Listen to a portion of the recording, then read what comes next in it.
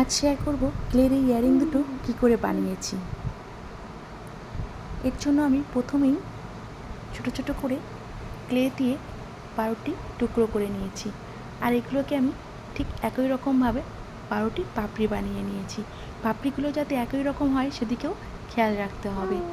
একটু খেয়াল করলে দেখতেই পাবে পাপড়িগুলো ঠিক আমি কী করে বানিয়েছি। এরপর এর নিচের বেসটি বানাবো। নিচের বেসটি বানানোর জন্য আলাদা একটু ক্লে নিয়ে আমি আঠার ডিব্বাটা দিয়েই বেলে নিয়েছি, আর ওর চিপিটা দিয়ে আমি ছোট্ট করে গোল করে কেটে নিয়েছি।